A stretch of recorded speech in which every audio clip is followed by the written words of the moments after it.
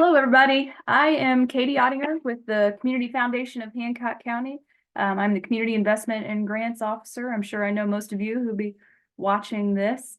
This is our grant workshop for 2024. So funny story, we had a snafu with the Zoom recording when we did this live a couple days ago. So this is take two. It's going to have the same information, what we covered. It'll just be me. Unfortunately, Carol won't be joining me, so I'm going to run through things solo. There might be less jokes this time around, but it's going to have the same information that we covered in the grants workshop. So I will go ahead and get started here.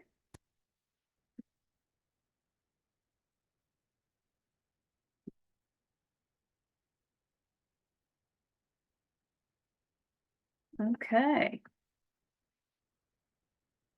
So I wanted to take a few minutes just to give a high-level overview of the Community Foundation's strategic priorities. You may have wondered why we moved buildings last year and why the Community Foundation participates in work related to things like trails and the Community Comprehensive Plan. The first strategy on the screen is why. Embrace Our Place is newer for us and may not be as familiar to you. So I'll define it in a little more detail. Its two focuses are envision and empower and celebrating communities. Envision and empower focuses on engaging public officials and the general public in planning and design to raise the quality of life across Hancock County. So this initiative is a big reason why we moved buildings. It's to provide us a space to serve as an impartial host and convener for community conversations related to these topics. And then with celebrating communities, we are doing our best to build community pride across Hancock County. So this work in general under Embrace Our Place really boils down to the Community Foundation stepping into a greater role in community development and community leadership.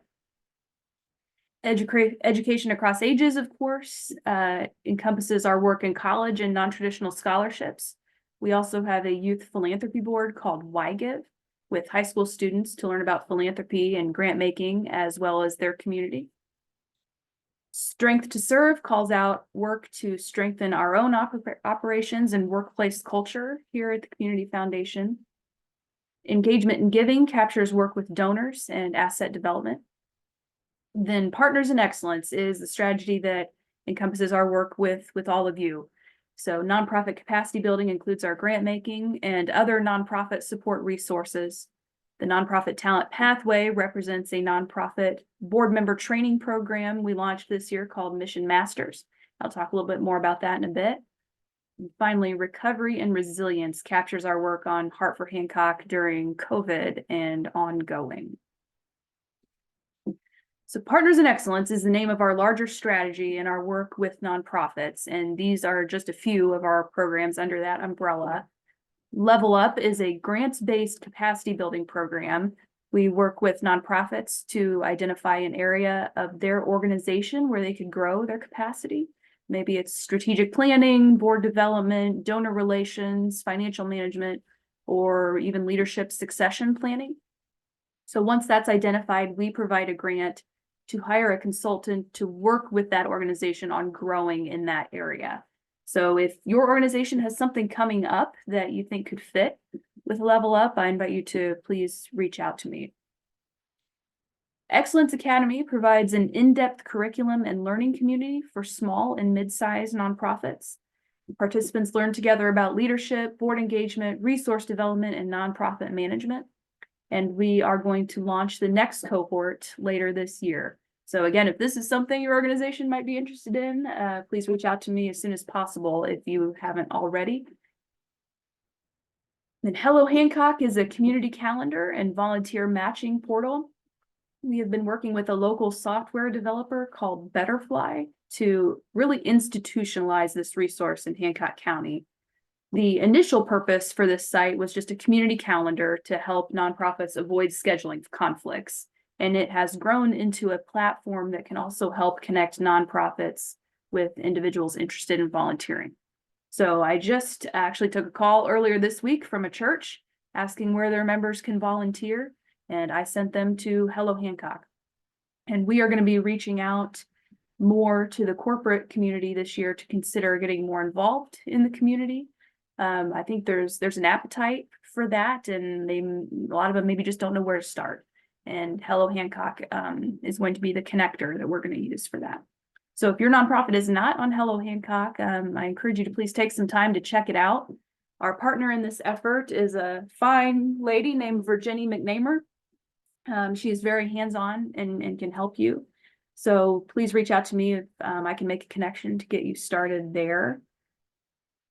And finally, Mission Masters is a new program we launched this year to help train individuals who are new to nonprofit boards. We had 6 people in this initial cohort and it went really well, but we would like to expand it in 2024. So we partnered with Hedges, which is a consultant in Indianapolis, to provide the content.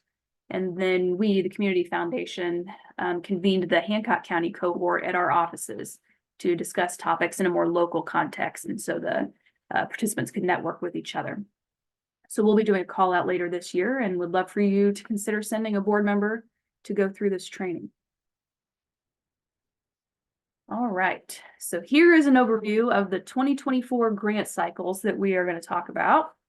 The annual grant cycle is back and it's going to offer program and project and capital improvement funding. And I'm going to go more in depth in that in a moment. I'm going to go in more in depth on all of these in a moment. Nonprofit internship grants provide funds for nonprofits to hire high school interns. Mini grants will continue to be available this year, and the minimum request amount is $1,500. Education foundations have a separate grant cycle and application process, and that information has been emailed out if it's relevant to you. Ignite grants are about placemaking efforts, community development, and quality of life work. So this grant cycle is open to our celebrating community partners, which consists of municipalities and other civic organizations. So if your organization is eligible for these grants, we'll be sending that information out later this year.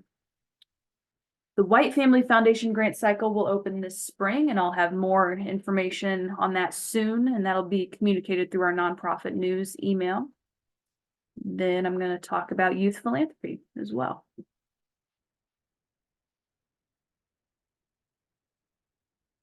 So here's the timeline for the annual grant cycle. As same as last year, it is starting off with a letter of intent phase, and that is open now. It will close on January 31st at noon. So if you have a proposal that you want to be considered in the annual grant cycle, you will need to submit an LOI by January 31st at noon. Then the application period, if your organization is invited to submit a full application, that will be from February 26th to April 5th. April 5th at noon is going to be the deadline for that application. And then again, our grants committee and our staff does site visits or interviews with each applicant in the annual grant cycle. And that is going to take place from April 8th to April 26th. And then we will be making grant awards for the annual grant cycle in early May. And then we will gather all grantees at the Community Foundation office for check pickup and some photos on May 16th at 4 p.m. So the annual grant cycle, as I said, consists of either program and project support or capital improvement funding. Those are the 2 buckets that we will accept proposals for. So just to dive in a little bit deeper on what we mean by those. Programming support is a grant to support or expand an existing charitable program or to create and launch a new charitable program. And the maximum request our grants committee will entertain this year is $10,000. And the minimum is $1,500. And the reason we have a minimum is to help distinguish these grants in the annual grant cycle from the mini grants and to just help remove confusion about what is appropriate for each grant cycle there. For capital improvement, our committee will entertain requests for capital purchases with an expected useful life of 12 months or more. And we think of these as building repairs or additions or any kind of structural enhancement on your property. Maybe the purchase of new equipment, purchase of technology, either hardware or software, maybe vehicles even, or furniture. Those are just some examples. And these have the same minimum and maximum request limits here. Then here is an eligibility matrix created in an effort to help distinguish what is eligible and what is not eligible in this grant cycle. So you can find this matrix on our website under the annual grant cycle tab. And also it'll be included in the online grant portal with information about the annual grant cycle. So a couple things I want to point out here. While churches and faith-based organizations are eligible to apply, our grant policy dictates that our grant funds cannot support programming that is proselytizing in nature or religious instruction. So you'll see the note at the bottom of the matrix states that proposals from churches must show evidence of community impact beyond the congregation. And there's also a question if an application includes salaries, if that would be eligible. So how we've differentiated that is salaries for new or existing staff positions that are at least 75% providing a direct service or programming to clients or the community would be eligible. Other staff salaries are not eligible, and employment benefits and other ancillary costs like that would not be eligible either. So as I stated, the first step in the process is the letter of intent, and the LOI is going to be much shorter than a full application. So it's going to start out by asking for just an organization overview. We're going to look for what your mission statement is, the approximate number of residents you serve, how your organization makes Hancock County a better place, just that kind of overview. Then I want to ask that you give your proposal a title in 10 words or less. And I appreciate all of you who are very creative with the titles that you come up for with your grant applications. But I would ask you to be mindful that you choose something that makes it clear as possible what your request is. Then since this is the LOI stage, we aren't asking for a line-by-line project budget yet. We are really just looking for your anticipated request amount. So there are going to be two options in the LOI, and this is the same as last year if you filled one out last year, to ask for this. If you do know the exact amount you will be requesting, there is a text box where you can just enter that directly. If you don't know the exact amount, there is the option to select a range. So you just need to complete one of those anticipated funding required options, not both. Next is the concept summary, which is really the meat of the LOI. This is where you'll tell us what you would do with the funds, what would be accomplished. How does this align with your organization's mission? How would Hancock County benefit? How would this meet a community need? Those are the questions we're looking for you to answer there. And the next question will ask you to describe how the expertise and capacity of your staff and or volunteers positions your organization to carry out your mission, relevant programs, and specifically this grant request. Then finally, there is an optional text box for additional information. And this is just if you have any more information you'd like to share that maybe didn't fit into any of the other question fields, you can enter it there. You don't have to type anything there. That is just there if you need it. And I do want to note that submission of an LOI will not guarantee your organization will be invited to submit a full application. This is the first step in the process. Then I just want to give you some insight into the decision-making process here so you can have that in your mind as you're submitting this proposal. So here are questions that our grants committee is going to be considering when they review the LOIs. They are going to be asking themselves, do I think this proposal has potential to make a positive impact in the community? Does this idea seem feasible? Does it make sense? And does this proposal or organization, is there anything that brings up red flags for me? So you can understand kind of what they're going to be asking themselves when they read your proposal. Then after the committee reviews the LOIs, it will be determined which organizations will be invited to submit a full application. I did want to go ahead and review high level what the application will entail. So many of you have completed applications with us before, so nothing should be surprising here. If your organization is invited to submit a full application, there are some things, these are some of the things that you'll be asked. So I want to talk a little bit more about the attachments in just a moment, go in a little more detail there.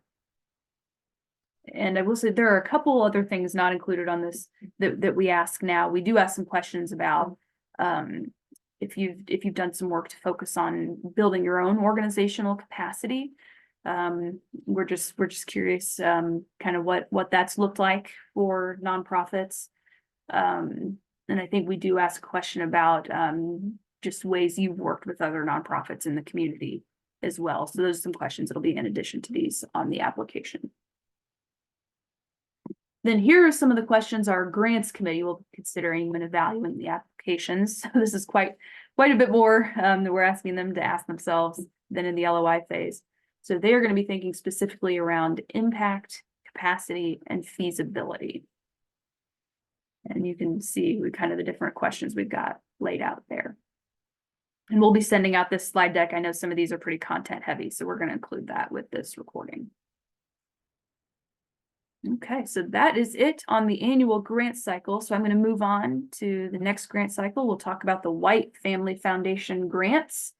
And I will just note up front that these are different from your typical grants from the Community Foundation, because the White Family Foundation is a donor advised fund that we steward here at the Community Foundation. So this means that members of the White family make grant recommendations to the Community Foundation based on their charitable interests. This is not our grants committee involved in these. This is members of the White family.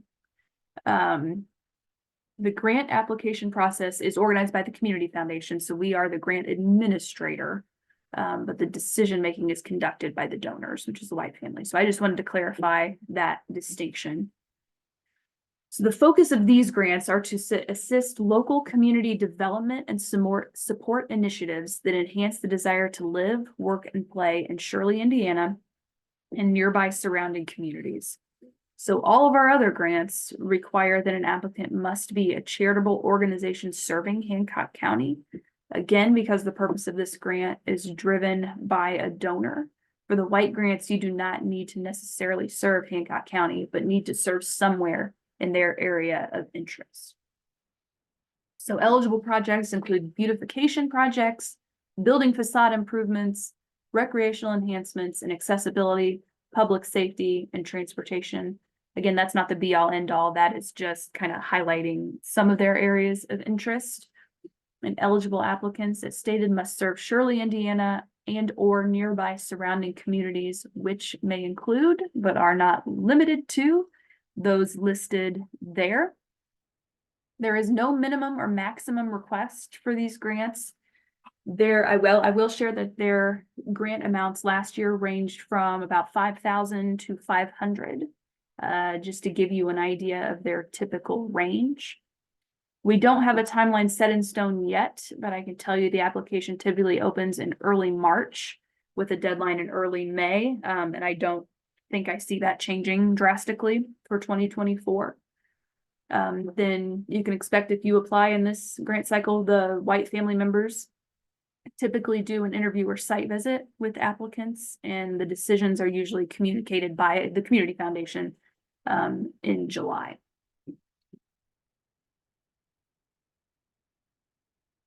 So next up is mini grants. The maximum request amount will continue to be $1,500. Then requests are for immediate needs or emergencies. Those are the things that will be given priority through the mini grant process. This is really why we have this cycle, is so that we can address things that come up that need to be addressed quickly. Requests should be for a one-time expense. These grants are not meant to sustain a project or program from year to year. These grants are also not designed to support events, especially to sponsor fundraising events. So if you have maybe a one-time event that's providing a charitable purpose, we can certainly discuss that, but fundraising events are really not what these funds are for. The applicant must be an organization that will benefit from the proposed use of these funds. And I say that sounds odd. The last few years, we've had groups like Boy Scouts and Leadership Hancock County contacting us about funding for projects they are doing for another nonprofit. And that's fine if that's happening for your organization. You just need to be the applicant, not the Boy Scouts or LHC. And just keep in mind, organizations may receive up to $1,500 in mini grants in a calendar year. And if you were doing a project with a group like that, that would count toward this. So there's really no limit on number of applications, mini grant applications, an organization can submit. You just need to be at or under that $1,500 threshold for the year. So for example, if you receive a $500 mini grant in March, and then you have a need come up for $1,000 in October, you can apply again, just as long as you're at or under that $1,500 threshold. So mini grants are administered on a rolling cycle each calendar year, which just means there's no set application deadline. We just want them to be available to you through the whole year in case things come up. So applications are accepted and evaluated on a first come, first served basis until the funds that we have available for the calendar year are gone. So at any point in the year, if you have a need arise that you think would be a fit for a mini grant, please give me a call or send me an email. Let me know what you're thinking. And if it fits, I will send you the link to an application. Okay, nonprofit internship grants. So the Community Foundation is offering a grant program to fund paid internships for high school students at nonprofits. So the goal would be for this experience to not only provide a valuable learning opportunity for the students, but we also hope that it would provide an expanded skill set and diverse perspective to your nonprofit. So I want to define an internship. It is a form of structured and supervised experiential learning that provides interns practical experience in their chosen fields. And so internships encompass learning objectives, observation, reflection, evaluation, and assessment. So what I'm saying there is this experience needs to have some meat to it beyond making copies, running errands, getting coffee, some of those things we might typically associate with an internship. We are looking for something more meaningful here. Grant recipients must hire a student who is a Hancock County resident and currently attends Eastern Hancock, Greenfield Central, Mount Vernon, or New Palestine high schools. This is not open to homeschool students this year at this time. Grant funds will be expressly for providing monetary compensation to the intern for their work. And the grantee will set the pay rate. I will say grant funds will cover an hourly pay rate of up to $13 an hour and not less than federal minimum wage requirements. Then we will add an additional 10% of the grant award to cover things like payroll taxes and other incidental costs. I will note here that grantees may pay in excess of $13 an hour and or engage with the intern for more than the average time, hours, and number of weeks we've set out.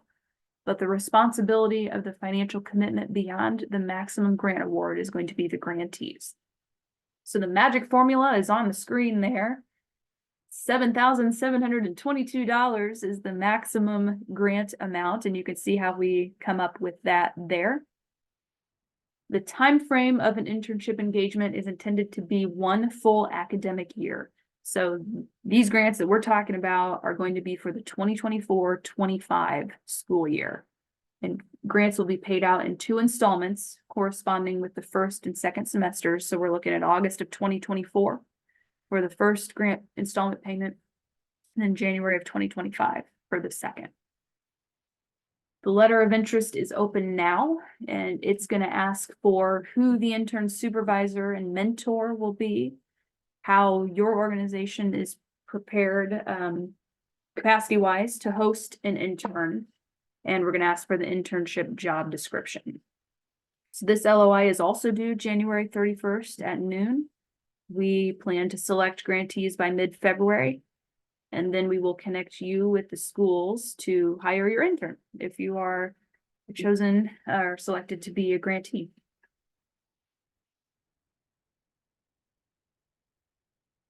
One moment here. Got my notes messed up. Okay. Okay, one other opportunity that I wanted to talk about is the Martha Beckenholt Youth Philanthropy Award. And this is not an application that you as a nonprofit would fill out. It is actually one that a student completes. So this award recognizes a Hancock County High School junior who has contributed outstanding time, talent, and energy to philanthropic endeavors. Applicants are Hancock County High School juniors. So it is the student that submits an application, and it must include a recommendation letter from a high school staff member or a nonprofit organization leader located in Hancock County. The award recipient selects a Hancock County nonprofit organization to receive a $1,000 grant in his or her name. So that is why I am bringing this up. So I've included this in the past couple of nonprofit news emails. If you have a volunteer who is a junior in high school, you can share the application with them, maybe even provide a letter of recommendation, and they may receive an honor and you may receive $1,000. So if it helps you motivate one of your volunteers to apply, I can share that a handful of these recipients over the years have then gone on to receive the Lilly Endowment Scholarship as a senior, which is a full tuition scholarship to any school in the state of Indiana. So the application deadline for the Martha Beckenholt Award is February 16th at 4 p.m. Okay, I promised I would dive in a little deeper on application documents that we ask for, so I'm going to do that now. Both the annual grant cycle and White Foundation grants will ask for all of these items. Mini grants just ask for a board list and organization budget in addition to the project budget. So I just want to review what we're looking for in each of these documents. I have the benefit of having a colleague who's a CPA, and I know many of you do not. So we want to make this the least complicated that we can and still get what we need for our due diligence. So first up, their board of directors list is pretty straightforward with that. We just need to make sure you have a board with real people on it. So we ask for at least an email and mailing address for each board member. Then a list of grants you've applied for since January 1st of 2023. This helps us just better understand where we might fit in your revenue generating strategy. Also pretty simple. We are in this document, we just need to see what grant maker you requested the funds from, the purpose of the request, the amount, and whether you've received it in part, in full, or if it's still pending. And I do want to note here, we are just asking for grants from a grant making entity. We are not looking for a list of your individual donors or anything like that. This is just grants. Okay, so next I'm going to dive into financial documents, but I want to make a couple notes here. One is that we do not ask you to enter any of this data manually into a form on the application or require that you use a template that we created. We just want you to upload what you hopefully are already keeping for your own records. However, what you submit does need to be understandable for us. There are certain formatting standards for these financial documents, but as far as whether you submit a Word document, Excel spreadsheet, a PDF, we're not picky. We just need to be able to see it without smudges or anything like that, and just need to be able to understand it. The other thing I will note, if you are having difficulty uploading a document to the application, please do not spend hours fiddling with it. Don't even spend more than 5 or 10 minutes fiddling with it. Please contact me or Carol, and we can help find a solution. With our software provider, we are limited on the amount of space we can offer on document uploads, and sometimes that creates a problem. So if you are running into that, please don't spend a lot of time wrestling with it. Just let Caroline know. Just please don't wait right up until the deadline, maybe, is all that I request there. So a balance sheet, this is also called a statement of financial position in the nonprofit world. This gives us a snapshot in time of the financial balances of your nonprofit. So assets are the resources that you have at your disposal. Liabilities are your debt obligations. And then, of course, as the name suggests, it's got to balance. So we would like to see this from December 31st of 2023 for all applicants. But if you submit a sheet more recent than that, that is okay too. If you haven't been keeping one of these for your nonprofits, we do have some templates on our website, and I am going to show after I finish my slide deck here where you can find those, and you're welcome to use those for your application. But again, you don't have to, but they're available if you need them. Then an income statement, you may have also heard this called a profit and loss or a P&L. This shows income and expenses during a specific time period. So while a balance sheet shows your financial balances on a specific date, the income statement is going to show financial activity over a period of time. For our purposes, we'd like to see this report for the 12 months of 2023. If you are not on a calendar year fiscal cycle, please give us whatever your most recent fiscal cycle was. Then, so show at the bottom, the net income field will show the difference between your expenses and income. For nonprofits, that number will probably be very low, but probably ideally won't be hugely negative. However, there could be legitimate reasons for it to be hugely negative. If you feel there's something funky, for lack of a better word, about your financials, please feel free to include a note with the numbers explaining that, just so our grants committee and our staff can understand those better. Then the last financial attachment we asked for is a 2024 budget. Or again, if you're not on the calendar year, whatever your fiscal year budget is, we want to see projected revenue and expenses for 2024 that your board has approved. And if you keep a running actual year-to-date column on that, please include that. But including that actual spending by line item is not going to be required. Okay, got a few more slides here.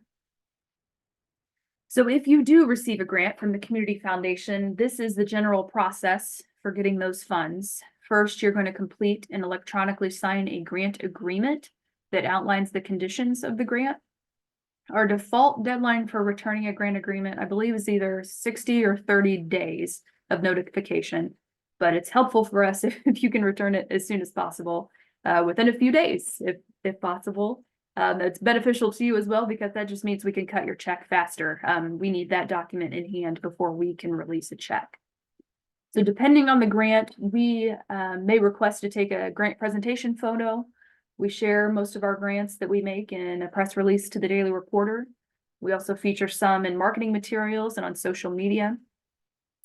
So we just ask for some information that we can include and things like that. I do want to make a note on this, though. If we were to make a grant to your organization that you would rather us not blast out to the public, we are working on a checkbox on our grant agreement for you to communicate that with us. This is something that did not occur to me until one of our grantees, who was a police department, we made some grants for equipment upgrades to them, and they said to us, can you please not publicize the specifics of this, because we are concerned it can make our squad cars more susceptible to theft if this was made widely known. So, okay, noted. If that happens to be the case for your organization, please let us know. Then for the majority of our grants, the funds must be spent within 12 months from the date of award. We will entertain requests for grant extensions, but it is not our practice to do that often. These really should be for extenuating circumstances that delayed the timing of the grant. So if it is becoming clear to you that you are going to need an extension, I ask that you please reach out to me no later than 30 days prior to the end of the grant period. So on your grant agreement, there is going to be a grant expenditure deadline. So I'm asking if you can reach out to me at least a month prior to that. The earlier, the better, so we can discuss it. Otherwise, unused funds must be returned to the Community Foundation. That's not what we want. We do not want to be getting money back. So I would much rather have a conversation with you about how we can be flexible and make your grant project as successful as it can be. Noted there. Okay, so even if we do talk on the phone, I am going to need a request in writing signed by the highest ranking employee in the organization, and an email is fine. That is just for our records. We need to keep that. Then a last but very important step in the grant making process is the grant report. We just really want to know how it went. So as I shared, we'd love to see photos, and if you have any impact stories you can share with us, that's great. On the flip side of that, if this grant was a learning experience for you and maybe didn't shake out quite the way you'd imagined, we want to know that too, and what your takeaways are. So in general, if you receive a grant from us in the first 6 months of the calendar year, your grant report is going to be due July 31st of the following year. If you receive a grant during the last 6 months of the calendar year, your grant report will be due December 31st of the following year. And just as a reminder, all of these components, the application, the grant agreement, the grant report, all run through our online system. So all of that is going to be in one place and you can access your history at any time. So I will use that segue to then just do a quick demo of our online system here. So when you click on the link to get into our grant portal, this is what you will see. This is the applicant dashboard here, and yours will look different depending on what your requests are. But here will be your active requests listed here. And if you want to see historical requests that you have been involved in, you can click on that tab as well. If a full organization history can be found at this link. So if someone else in your organization carried a request through, you can see more of that here. Also, historical information before we were in this online grant portal has been uploaded here as well. So from the dashboard here, the apply tab is where you'll click to apply for our grant opportunities that are open. So here you'll see the 2024 annual grant cycle. The blue apply button is what you will click to start that application. If you scroll down here, we've got anything and everything you need to know about the annual grant cycle here. Then I mentioned the nonprofit internship grants are also open. So that is below here. And again, a blue apply button. I do want to make a note here to beware of the preview button. This is designed to, once you click that blue apply button, it is going to show up in your dashboard as you've started this application and you're in it. If you don't want that, if you just want to check it out, you can click the preview button. However, when you do, it is going to look like the application, and look, you can even type in it and everything, but it will not save. So I just want you to be aware of that. We have had a nonprofit go through and fill this out, thought they submitted it, but we do not have any way of accessing that information. So I just want you to be aware of that. And again, at any point you want to get back to your dashboard, this home button is where you will do that.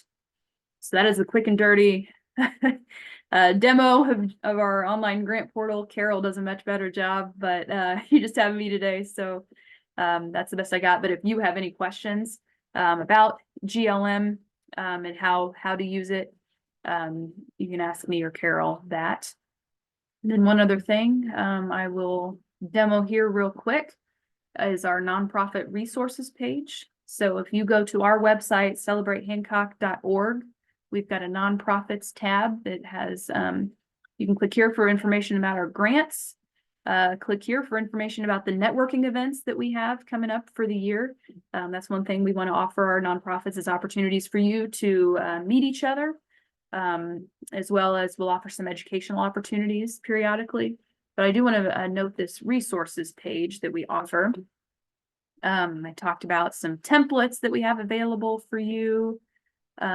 Also, we do have resources from past nonprofit networking events here. If you want to go back and say, oh yeah, I remember we talked about time management last June, and I just want to revisit what we talked about there. We've got all that loaded here.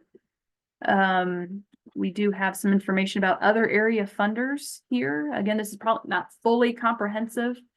These are just some of the main ones that we are aware of, and you can click on these links to go learn more about what they offer.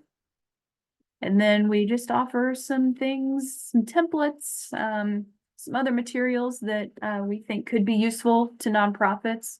You can browse through here and see if anything is useful. Let's see, in particular, we've got some financial documents. but not seeing them immediately. Oh, yes, here we go. Sample balance sheet and sample income statement. If you were to need a template for those of when applying for our grants, we've got those here and you can find them here. Then last thing I'll show, we've got some links to other sources that could be helpful, particularly TechSoup. If you aren't familiar with TechSoup, that's specific for nonprofits to have access to some lower cost technology needs that you may have there. Right. So that concludes the grant workshop. If you have any questions after watching this, please don't hesitate to reach out to me or to reach out to Carol. We want to be here to help and support you in any way we can, even beyond our grant making. So thanks for tuning in, and hope to talk to you soon.